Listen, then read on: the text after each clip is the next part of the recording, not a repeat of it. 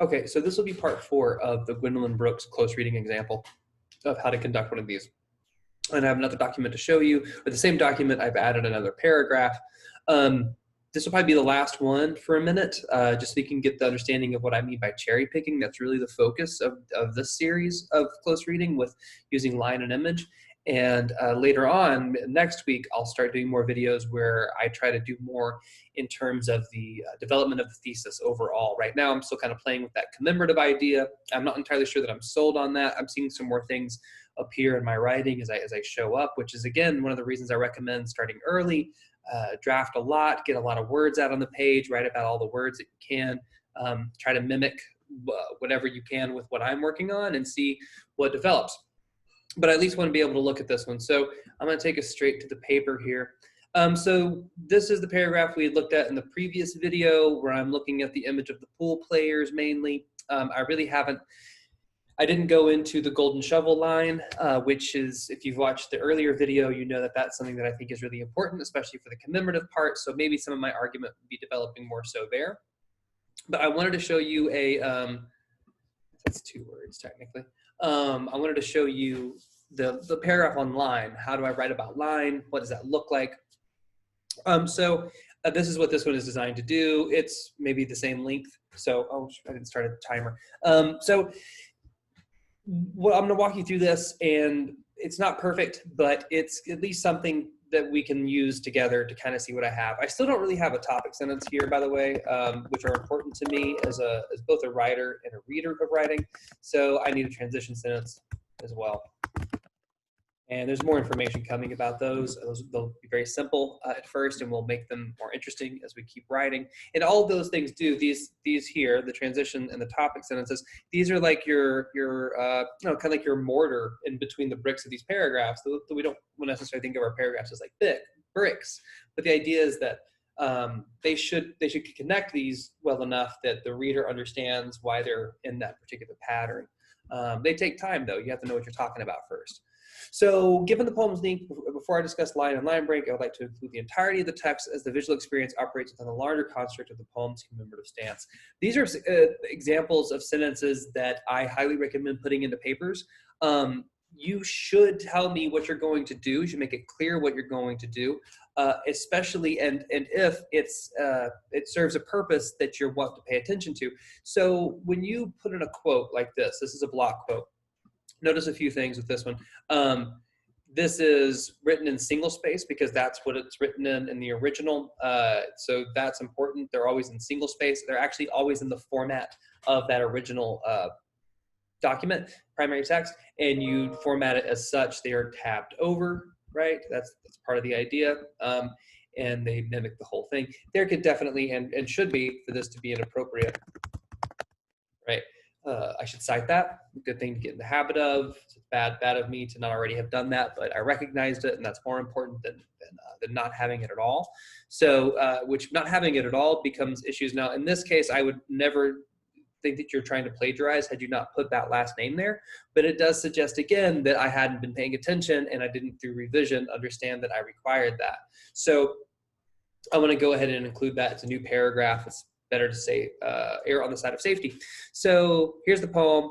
I'm saying, but what I'm doing here is I'm telling you why I'm doing it. Okay, I'm telling you what I'm going to do, what I'm going to discuss. All right, and then I tell you why I think it's important that this is what I'm going to include. So I'm just I'm making the communication clear. I want you to know that I understand that I'm putting in quite a bit of information. This is the entirety of the poem. Typically when I put in a quote from the text, what I'm telling the reader is that all of the words in this quote are important. So I need to talk about them all or a very large portion of them. So when you put in a big old block quote from a text and you only look at like one word, my response is always like, why are you doing this? That doesn't make any sense. Just put that one word in. It looks like you're padding your paper. Whereas what I'm trying to say here is that I'm not padding the paper. I think the visual experience makes the most sense.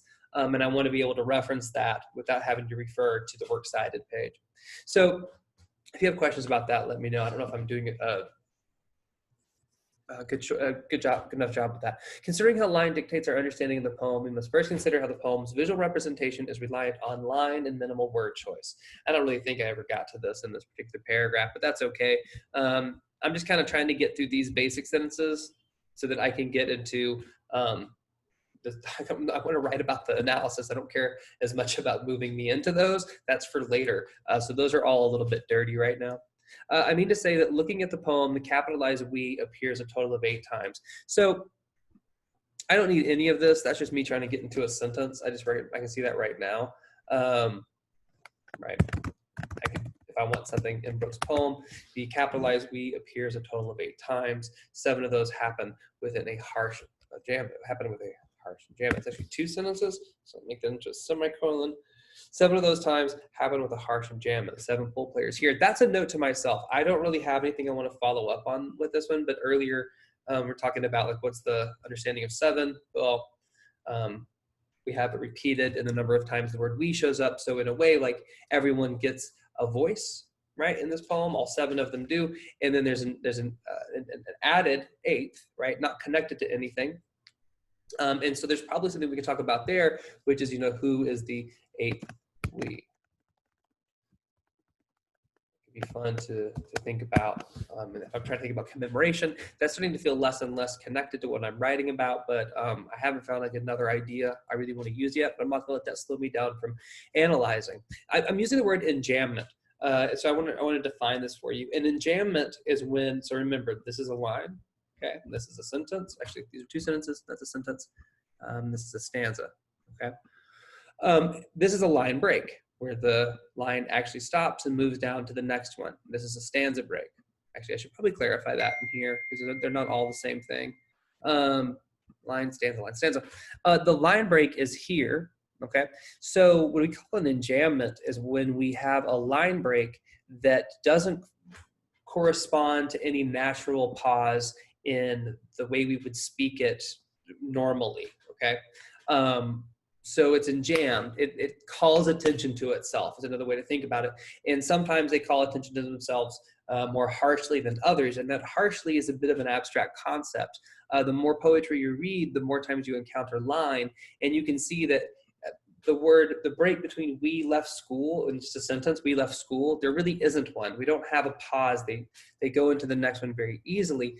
And the poem is actually asking us and telling us to, in many ways, that there is something here. There's a, I need to clap. There's a break here and we need to pay attention to it. And it calls a lot of attention to this particular word, whatever's before that line break, and arguably what's here. So that's what I mean by the word enjambment. That's an enjambed break. If these lines were to end, actually I don't have to, this one ends the period. So when the line corresponds to a grammatical, to a punctuation mark, sorry, when the line ends with a punctuation mark, we call that an end stopped line. And I'll write that in here as well so you can see it. Sorry. End stopped line. Okay. And as you know, that's like a natural way to end a line. It has a natural pause in the sentence, and it's a naturally broken line, and it suggests a kind of flow if you want to use that particular word. Sorry, so that's kind of a bunch of information. Feel free to go back and read that or listen to that again about enjambment. But I want to move forward in this paragraph, go forward. So I'm saying that the enjambment creates a momentary fiction in a line. So the line can be read backwards or forwards as a whole unit, and oftentimes create a slightly different, albeit complicating second narrative or a meta narrative. This is kind of a garbage sentence. I really don't like this very much. I think what I'm trying to get across is that when you have a line break, you can play with a line a little bit more. I'm not really, I think in this, you're gonna see what I mean more. The poem, enjambments create the harsh sentence break, drawing focus on the collective, our second collective, we, each time. So in other words, the line break tells me, look at this word a lot, right? I really see this word is what I'm trying to say. I need to clarify that. This is not a good sentence. Maybe I'll do my, what happened? All right. So this is, I want to say this clearer, and I'll do that in the later one, but I don't want to get bogged down at that right now because I kind of want to move forward. What I'm getting at is this idea is just clearer, more clearly stated. So I'll probably get to this one. I know this is probably super boring. I'm just trying to go through my whole process. So I'm sorry, you can go forward. I'll try to go faster. So I'm trying to get to this point. The group sees itself as a group, right? A plurality working together as a singularity. It doesn't necessarily mean that they think of themselves as the pool players. They do think of themselves as a unit. So I don't know if this is their identity or the identity that's been imposed upon them by something else. So by the poem itself even. So I don't really know that, but they do think in the terms of we, and all 7 of them have a voice, and the 8th one is included. The jam, it draws my attention, but it does really nothing to change the narrative of the poem. So if I take the period on each line and I move the final we to the front of the line, I get the exact same sentence, not counting the first and the last, and the beginning and the end here. In other words, the middle part, the plot of the poem, is the same for each one of these people, right? No matter how you look at it. So the line breaks also add the collective reality of the group. This is simply how things are and will be, and in that space they have one another. So my argument here is that the way line works is that it's adding to this sense of a collective reality, that the poem is trying to get us to see that these friends work together as a unit.